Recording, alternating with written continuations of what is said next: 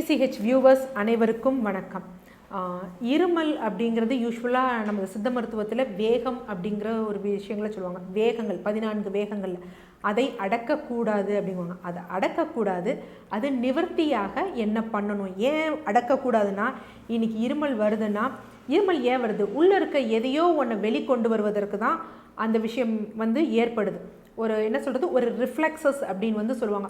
So நம்ம என்ன பண்ணுறது, அந்த இருமல் வராமல் இருப்பதற்கு மருந்துகள் அப்படின்னு இருப்ப அந்த இன்ஃபெக்ஷன் ஆனது ஏன் ஒரு ஃபாரின் பாடியாக கூட இருக்கட்டும், அது உள்ளேயே தங்கிடும். ஸோ அப்போ நமக்கு நோயை அதிகரிக்கும். அதில் இப்போ நம்ம இந்த பதிவில் எதை பற்றி பார்க்க போகிறோன்னா, வறட்டிருமல். சில பேர் சொல்லுவாங்க, எனக்கு சளி வரல, ஒன்றும் வரல, ஆனால் என்ன அப்படின்னு பார்த்தீங்கன்னா, ஒரு மாதிரி வறட்சியாக இருமல் இருக்குது, புகையாக இருமல் இருக்குன்னு. இதற்கு காரணங்கள் நிறைய இருக்குது. யூஸ்வலாக என்ன அப்படின்னு பார்த்தீங்கன்னா, நமக்கு அஜீரணம் போன்றவை இருந்ததுனாலும் அந்த மாதிரி இருக்கும். அதே மாதிரி நமக்கு கன்ஸ்ட்ரிக்ஷன், இந்த சுவாச குழல்களில் ஏதாவது கன்ஸ்ட்ரிக்ஷன் போன்றவை இருந்தாலும், அதாவது அந்த விட்டம் குறைஞ்சிருந்ததுன்னா, இந்த மாதிரி பல காரணங்கள், அப்போ தான் இன்ஃபெக்ஷன்ஸ் போயிருந்தது அப்படின்னாலும் இருக்கும். யூஸ்வலாக நமது வழக்கு முறைகளில் என்ன சொல்லுவாங்க, பாடி ஹீட் ஆயிடுச்சுன்னா வறட்டிருமல் இருக்கணும். ஸோ அதற்கு 2 வகையான சூப். ஒன்று சைவ பிரியர்களுக்கு ஒரு சூப், அசைவ பிரியர்களுக்கு ஒரு சூப். இது 3 நாட்கள் தினமும் 2 வேளை எடுத்துக்கணும். இது எடுக்கும்போது பால் சம்பந்தப்பட்ட பொருட்களும் இனிப்பான உணவுகளையும் தவிர்த்தோம் அப்படின்னா 3 நாட்கள்லேயே நல்ல ரிசல்ட் தரும். ஸோ ஃபஸ்ட் விஷயம் என்ன அப்படின்னு பார்த்தீங்கன்னா, அசைவ பிரியர்களுக்கு வறட்டிருமலுக்கு ஒரு நல்ல ஒரு நிவாரணம் அப்படின்னா என்னென்னா, நண்டு சூப்பு. யூஸ்வலாக வயல்வெளி நண்டுகள் சிறந்த பலனை தரும். அது கிடைக்கல அப்படின்னா கடல் நண்டு எடுத்துக்கலாம். பட் பெரிய சைஸாக இருக்கக்கூடாது, சின்ன சைஸாக இருக்கணும்.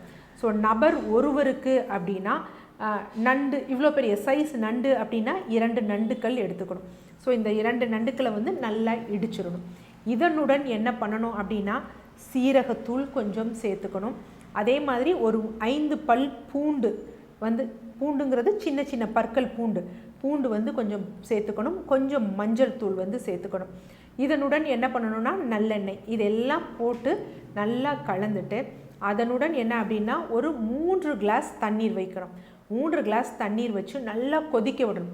கொதிக்க வச்சுட்டு ஒரு கிளாஸ், நான் இங்கே 1 கிளாஸ் அப்படின்னு சொல்கிறது, 1 டம்ளர்னு சொல்கிறது 150 ml நல்லா கொதிக்க வச்சுட்டு, நல்லா 150 ml வந்தோடனே ஃபில்டர் பண்ணணும். ஸோ ஃபில்டர் பண்ணி எடுக்கணும். இந்த ஃபில்டர் பண்ணதில் மற்ற எதுவுமே, அந்த நண்டு அதெல்லாம் நம்ம இது பண்ணக்கூடாது, வெறும் அந்த சாறு மட்டும்தான். ஸோ இது எவ்வளோ எடுத்துக்கலாம் அப்படின்னு வச்சுக்கோங்களேன். சப்போஸ் 1 வயதிலிருந்து 3 வயது வரை இருக்கக்கூடிய குழந்தைகள் அப்படின்னா இந்த சூப் ஒரு 70 ml எடுத்துக்கலாம். அல்லது அதற்கு மேலே 10 வயதுலேருந்து ஒரு 5 வயதுலேருந்து 10 வயது வரை இருப்பவர்கள் இது எவ்வளோ எடுத்துக்கலாம்னா 100 ml எடுத்துக்கலாம். அதற்கு மேல் இருப்பவர்கள் 150 ml எடுத்துக்கலாம். இந்த சூப்பை தினமும் காலை மாலை எடுத்து 3 நாட்கள் வந்தோம் அப்படின்னா வறட்டிருமல் அப்படிங்கிறது நல்லா இதாகும். ஆனால் இது என்ன அப்படின்னா, வறட்டிருமல் வயதானவர்களுக்கு இருதய சம்பந்தப்பட்ட பிரச்சனைகள் இருந்தாலும் இந்த மாதிரி வறட்டிருமல் வரும். ஸோ அந்த மாதிரி இருக்கான்னு மருத்துவர்களிடம் செக் பண்ணிவிட்டு, அப்படி இல்லை அப்படின்னா இந்த சூப்ஸ் எடுத்துக்கோங்க, இந்த நண்டு சூப்பு. இது சைவ பிரியர்களாக இருந்தார்கள்னா தூதுவளை சூப். ஸோ தூதுவளை என்ன பண்ணணும் அப்படின்னா, நல்லா ஒரு கைப்பிடி தூதுவளை இலையை அலசி எடுத்து மிக்சியில் போட்டுக்கணும், இல்லை இதில் போட்டு இடிக்கிறதுல போட்டுக்கணும். நல்லா மசிச்சுட்டு அதோட என்ன பண்ணணும் பார்த்தீங்கன்னா, சீரகம் 1 ஸ்பூன், பூண்டு முன்னாடி கூறின மாதிரியே 5 பற்கள் எடுத்துக்கணும். இதனுடன் மிளகும் எடுத்துக்கணும். ஸோ மிளகு அந்த சூப்ஸில், நண்டு சூப்பில் மிளகுத்தூள் கடைசி தான் சேர்க்கணும். பட் இதில் முன்னாடியே மிளகு நல்லா ஒரு 10 எண்ணிக்கையில் சேர்த்துக்கணும். இதை போட்டு நல்லா ஒரு 2 கிளாஸ் தண்ணி ஊற்றி ஒரு சிட்டிகை மஞ்சள் தூள் போட்டு நல்லா கொதிச்சுட்டு 2 கிளாஸ் 3/4 கிளாஸாக, அப்போ 2 கிளாஸ் 300 ml இருக்குது அப்படின்னு வச்சுக்கோங்களேன். அந்த 300 ml ஒரு 70 ml இல்லை 80 ml ஆனோடனே ஃபில்டர் பண்ணி குடிக்கணும். காலையும் மாலையும் வெறும் வயிற்றில் 3 நாட்கள் குடிச்சிட்டு வந்தாங்க அப்படின்னா கண்டிப்பாக அந்த வறட்டிருமல் குடியும். ஸோ இது எல்லாருமே, இந்த கிட்னி செயலிழப்பு இருப்பவர்கள் அல்லது பார்த்தீங்க அப்படின்னா இருதய சம்பந்தப்பட்ட பிரச்சனை இருப்பவர்கள், அவர்களை தவிர இது எல்லாரும் ஃபாலோ பண்ணலாம். ஆஸ்துமா பேஷண்ட்ஸ் கூட நல்ல பலன் தரும்.